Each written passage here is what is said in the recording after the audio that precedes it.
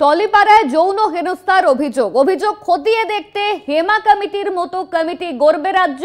আমাদের আবেদনের সাড়া দিয়ে জানিয়েছেন মুখ্যমন্ত্রী। সোশ্যাল মিডিয়ায় পোস্ট অভিনেত্রী রীতাবরী চক্রবর্তীর মঙ্গলবার মুখ্যমন্ত্রীর সঙ্গে বৈঠক করা হয় এবং বৈঠকে নয়া কমিটি তৈরি নিয়ে আলোচনা হয়। কমিটিতে ফিল্ম জগতের কেউ থাকবেন না এমনই কিন্তু জানানো হয়েছে।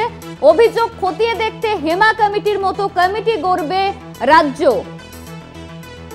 বিশেষ প্রতিনিধি দীপ্তিমান ভট্টাচার্য আমাদের সঙ্গে ফোন লাইনে রয়েছে। দীপ্তিমান, রীতাবরী তিনি একটি পোস্ট করেছেন, ঠিক পোস্টের মাধ্যমে ঠিক কি জানানো হয়েছে?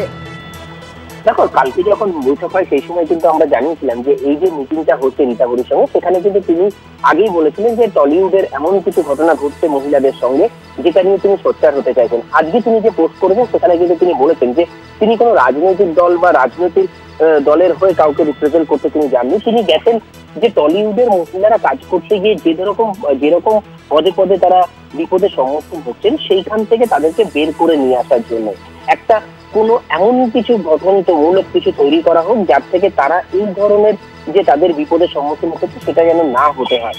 সেই জন্য তিনি মুখ্যমন্ত্রীর সঙ্গে গেছিলেন এবং তিনি যেটা লিখেছেন এখানে একদম স্পষ্টভাবে লিখেছেন যে CM heard all the issues that have troubled women in the Bengali film industry for ages and a step was taken to clean it from this predator.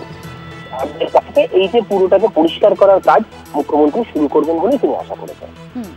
ধন্যবাদ তোমায় দীপ্তিমান। আমাদের সঙ্গে ছিলেন আমাদের বিশেষ প্রতিনিধি দীপ্তিমান ভট্টাচার্য।